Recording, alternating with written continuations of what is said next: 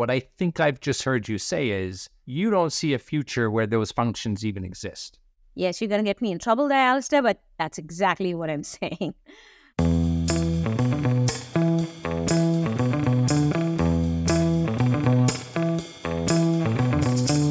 Welcome back, everybody, to this week's Sales Strategy and Enablement Podcast. I'm Alastair Woolcock, Chief Strategy Revenue Officer here at Revenue.io, joined by my infamous co-host, Howard Brown, pioneer in artificial intelligence, all things revenue science. And we are both thrilled to have with us today Maha Pula, the Vice President of Global Pre-Sales at Cloudflare, also part of Stage 2 Limited Partners, Ignite, and just being a phenomenal thought leader in the world of sales and how it is changing. Maha, it's great to have you with us. It's a pleasure to be here, Alastair.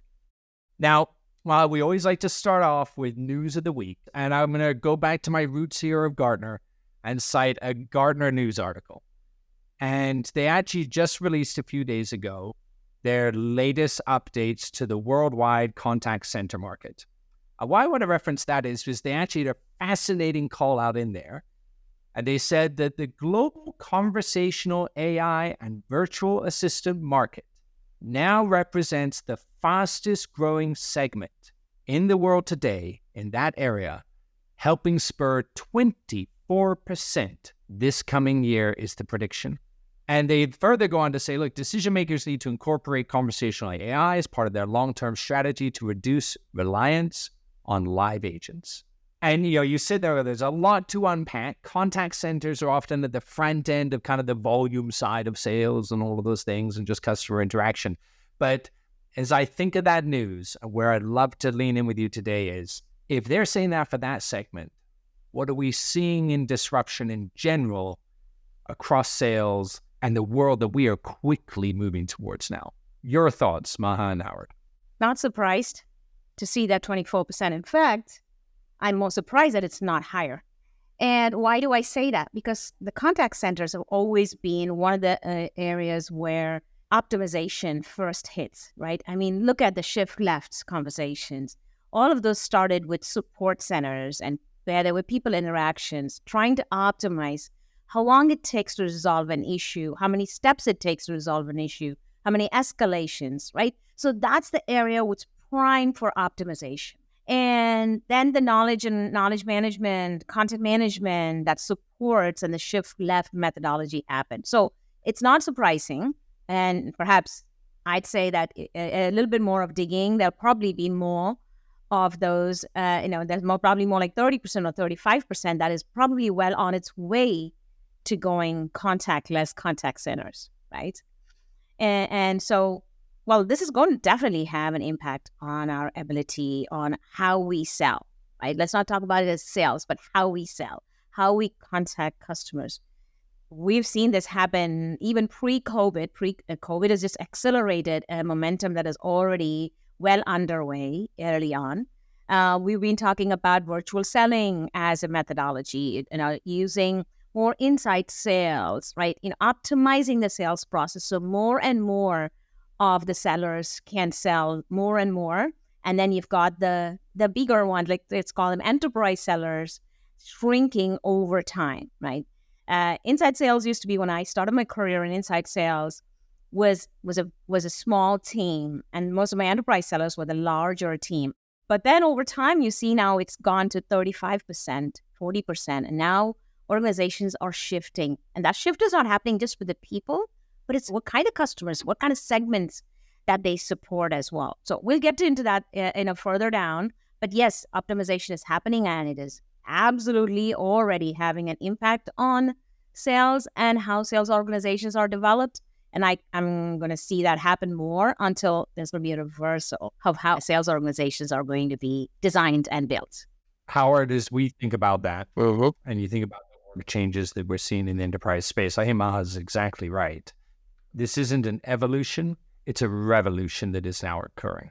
And I think a lot of organizations are struggling to revolutionize how they approach that, right? Like you still have, especially this past year, right? Maha's right. Coming into COVID, it created the impetus to drive virtual selling and all that. But this past year has been a tough economic environment for a lot of companies. And what do lots of heads of sales and what did lots of CEOs do then? They go back to their 1990s playbook. Oh, well, we'll retrench, we'll just add people and whip harder, right? Deeper insights, more data. If we just do more volume and add more people, we'll get there. And yet the buyer is now saying sellers are not getting the time. They are not meeting the expectation, right? We know that sellers are only getting 19% of a deal cycle now. When they talk, the comment in the statistically, what buyers say is the conversations are worthless. That requires a revolution. Well, I didn't know if there was a question there. That was quite a mic drop moment and very fascinating. And certainly we're seeing it every day and we feel it every day, both as sellers and as buyers, right? If a buyer is experiencing the same thing we all are experiencing, which is there's lots of content, there's lots of information, there's sites to go and get reviews and ratings on all of this stuff. And then I talk to a seller, if that seller's not adding incredible value, why do I need that seller at all? So on the one hand, the companies are looking to optimize, as you talked about, I think very astutely. On the other hand, there is the buyer and the customer that isn't having a great experience when they actually engage. So we not only have to optimize, but we have to improve the performance so that when people actually talk to that rep, they have that brand experience. It is a positive one, not one they want to avoid at all costs. Totally. I know Alastair mentioned something about this 19% of the buying time being available. One of the Gartner reports actually says that a buyer engages the vendor for the first time after 70% of their buyer journey is complete. Now, look at this. This is unprecedented, right? Gone are those times when the customer would pick up the phone and say, hey, can you come and tell me a little bit more about this? No. I mean, car buying revolutionized this one ages ago, right? Now the B2C selling methodologies, the expectations that customers have in the B2C space is shifting into the B2B space. And there's no excuse for not following that methodology, right? Because the digital tools are available, the collateral is available, the medium is available, AI is now ready and waiting and perhaps listening to all of us talk. And, the next time you Google, all we will see is something that we just talked about. It just happened to me yesterday. We were talking about golf courses in the area and then literally opened up Google and it showed 4 top golf courses near where the town that we were talking about. It is always listening. So there is technology readily available to help buyers traverse more than 70% of their journey. So the organizations that are trying to sell to these buyers, B2B buyers or B2C, but B2B mainly what we are talking about, have already ready-made information available to them. So what happens now is your degree of influence, which you are manually expecting to happen, when you have this smartly turned out seller shaking hands, and having a discussion with the buyer is gone. You don't get that leverage. You have to be there and influencing the buyer before. And that's happening more and more now. So to your point, Howard, it's not the impact, it's the insights. So if an organization is first to provide the insights necessary to guide the customer through their buying journey and curate that buying process and influence it without a human, then they have already made a win because they have empowered or enriched that conversation a lot earlier without having a human on the other end. So that buyer doesn't feel the pressure. They feel like they're not influenced. And then they just embark on a journey. So you now, as a vendor, make the top 3 list. So absolutely, this is sales 3.0. The previous version of, 8-legged, let's go out, let's go to a golf course, let's go have drinks, let's go have a dinner. That's still happening, but it did not. The contracts are not written there, right? The contracts are not written there. And sales 2.0 happened when we had this hybrid sales model where you were still throwing people at the problem. You still had a BDR, and then you had a inside sales, and then the lead sort of traversed, made its journey slowly through the funnel. And then ended up with an enterprise buyer who then rolled out his sales methodology playbook and said, I'm going to qualify you, Mr. Buyer. Do you have a budget? Do you have this? And then As they go through whatever sales methodology they may have adopted, then the buyer gets to, touch the product, contact with the product at that time, trials and all those things. The buyers don't have patience to do any of that stuff anymore. They're going to bypass all the steps above, and they just say, you show me a demo. I know exactly what I want. Give me the car keys. I want to go and test drive this. Maybe. And so that process is accelerated so significantly in organizations that cannot keep up with those are the ones that are going to be falling behind. Whether you are a brick and mortar company or whether you're a startup, it doesn't matter. It's normalized across the two. It's my observation. I found a question there, because a lot of companies are still using a fairly traditional model. People are adapting using digital and other things for sure. But, let's just pick any global enterprise and B2B sales today. And they're going to have SDRs, ISRs, they're going to have all of that piece. What I think I've just heard you say is you don't see a future where those functions even exist. Yes, you're going to get me in trouble there, Alastair, but that's exactly what I'm saying. I'm not saying the function would not exist. The tasks will exist. Who's performing them and in what order is up to the buyer. It's not the decision of the vendor to guide the customer through this journey that is an inside-out model, but has to be outside in. If I'm a buyer and I'm in a rush, can you, Mr. Vendor, sell me the way I want to buy? I have a credit card. Do you want to take my $200 a month subscription that I want to buy in now? And oh, by the way, I don't want a subscription. I want a usage-based or consumption-based model.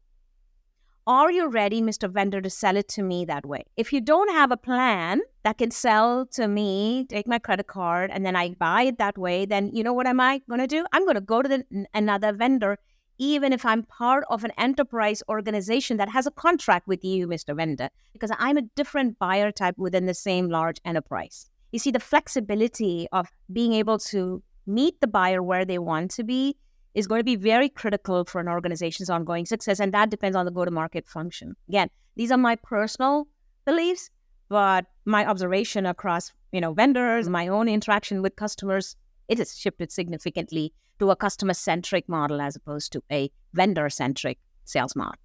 So I got a follow-up question on that one. So I'm not going to agree or disagree. What I'm going to ask you is, if you are, and we have a lot of listeners that are sales development leaders, SDR leaders, inside sales leaders, as well as reps, what should they be thinking about? How should they be thinking about their future? What should they be doing right now to not just become obsolete?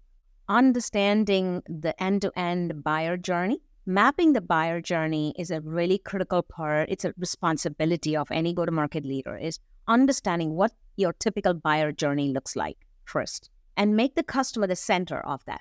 Define what the buyer journey is, and then determine what role you're going to play within that sales cycle. And if, as a BDR, I realize that it looks like my buyer is well aware of my solution, it's a very mature domain and a very mature market, and the incremental value that I'm going to be bringing to the sales process is shrinking rapidly. There's more, as an example, a metric would be there's more inbound than outbound success. There's more customers already coming in and asking me, how can I buy your solution, or tell me more about your solution?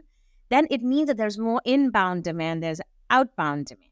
Outbound is when you're trying to either evangelize a domain or a solution, or you are trying to break into a market that is hitherto not been, defined well and clearly.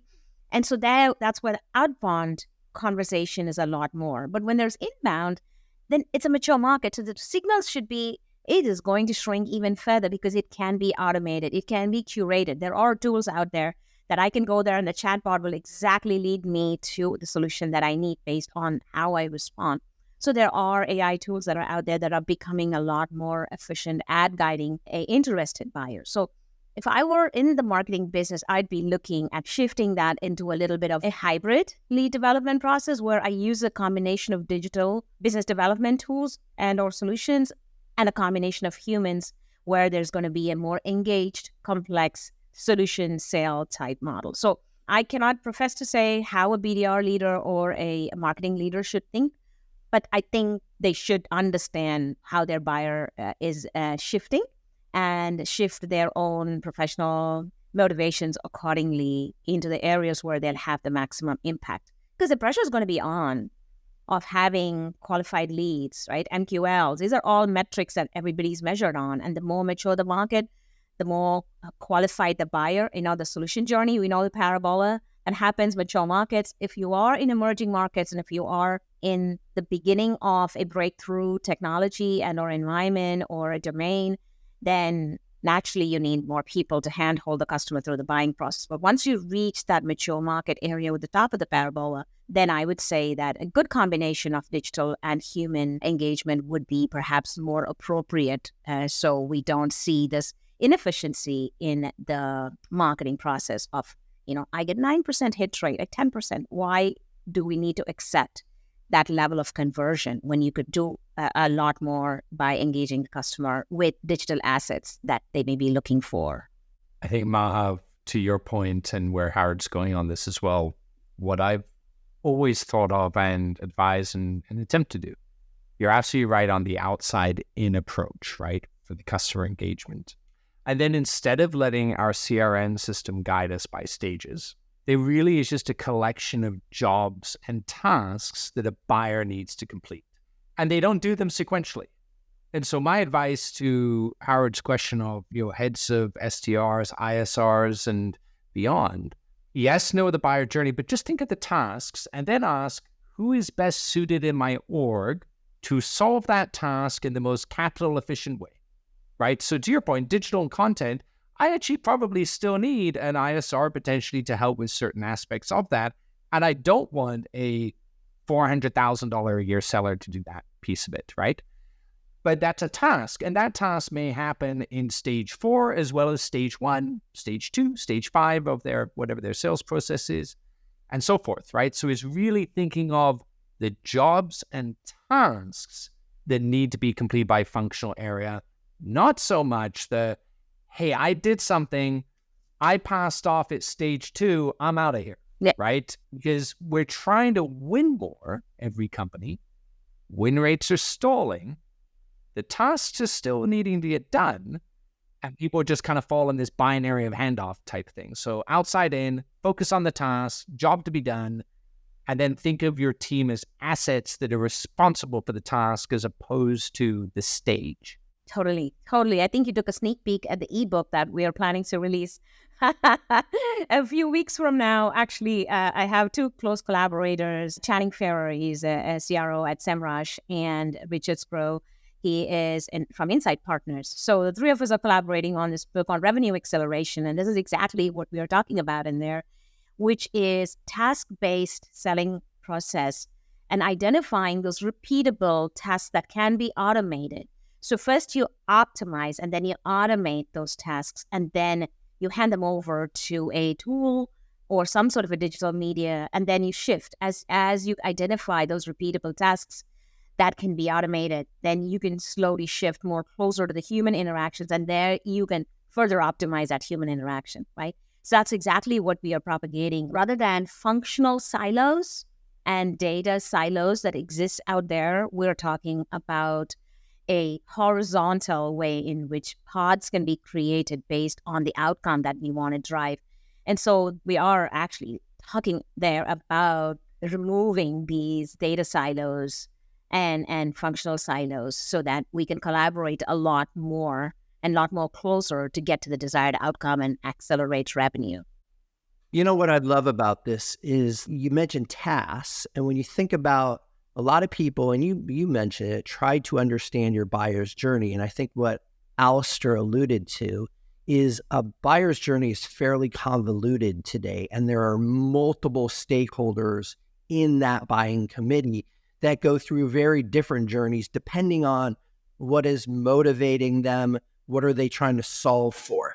And if we think about the customer, the buyer, and put them in the center, and we think about all of the things that they need, all the assets they need to help them. Don't worry about the exact order, but make it available to them and easy for them to learn and get that information. Mm-hmm. It's more of a let them pull the type of information, make it available. And when they need the human being, make sure that human being is just like the other assets. One, congruent with the same messaging and the same value prop and the same way of speaking. And two, don't shove it down their throat. Wait for them to need that part of the process so that, again, it's helping a buyer buy. None of us, except for maybe my wife, and God bless her, but none of us are professional buyers, right? Like, it's just not something you go to school for, except for maybe if you're a procurement person. We need help in buying. That's our job as go-to-market teams, is to help people buy. Absolutely. Sometimes we forget, we get so caught up. We were having a conversation last week with a couple of us around enablement and how enablement just keeps driving. You just tell the seller, this is how you sell, here's this methodology, here's everything you need to do. And you forget that there's a customer at the other end of this journey. And so we put so much pressure on the seller. We enable them, we give them all these methodologies, whatever kind of sale that is out there, right? We throw all these processes at them and we give them this blue book and we put them through a forecasting process, and it's all vendor-centric. There's no customer-centric conversation that happens anywhere within the process, right? The power is now in the hands of the customer, the buyer, you, me, everybody. We all are customers in our own little world that we've created around ourselves. We cannot walk into a store and then the customer says, take a ticket, wait in line, and you have to go there and there and there before you go and get to your phone. And I go, okay, thank you very much. I'm going to go online. I'm going to go buy it. I know exactly what I need. I don't need to go through a 3-step process to get exactly what I think I need. I may change my mind when I get to you, but I don't want to be managed through my buying process. So the freedom not to be managed in a buying process, and sort of this convergence of B2C and B2B buying processes, it's definitely a paradigm shift. It's absolutely a paradigm shift. It's gonna hit us. There are some CEOs that are actually seriously thinking about this. They are looking at, and here I'm going to step into some dangerous territory. The sales officer was sort of this godlike person, right? Everything centered around sales, and whatever sales wanted, sales got. I was one of them. I still am one of them as a part of sales organization. But you know who is now getting a lot of importance is this customer success, the person that's nurturing and growing customers, right? So there's already a shift that's going on, and CEOs are thinking about, how do I grow, not just acquire? And that comes from engaging with the customer, defining what the buyer journey looks like end to end. And it doesn't end at the contract. In most cases, it begins at the contract because you're now expanding the customer relationship. So there's already a shift that's going on around where's the center of gravity happening inside an organization, which used to be very sales-centric or product-centric, right? It used to be, there's all this talk about PLG, about being product-led growth. I think they're all in our rear view mirror. We're looking at more like CLG, which is customer-led growth. But the customer is going to tell us exactly where they want to go, and we have to be available for them, Howard, to your point, exactly how they need us, where they need us, and with whatever they need us to do, as long as it's associated with our roadmap. And it is a definite shift that we are seeing as well in our buyer behavior. I am chomping at the bit to bite on that. But I got Dave, our producer, pinging some ad. You gotta move this on. We're gonna run out of time. I'm gonna pause us there, and I'm gonna hope that we can have you back and actually dive into that more, because the connectivity of growing, not just acquiring, and how we do that and where we invest and the ops changes need to occur, I think is a fantastic follow-up on there. And yes, I think I would love to, but I am gonna pause us because I gotta get us through to some quick things on some trivia, and then if time permitting on your schedule, I will have you back and we'll dive right into that. So with that said, are you ready for this week's trivia question that we love to ask every guest? Uh-oh. Okay.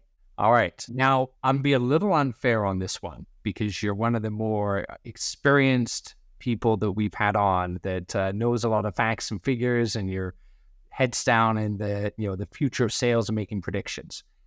I'm going to give you a piece of trivia here from 2018. Uh-oh.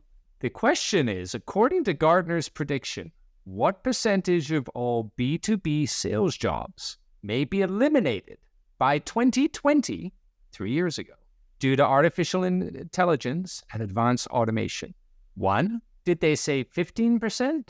2, 33%? C, 50%?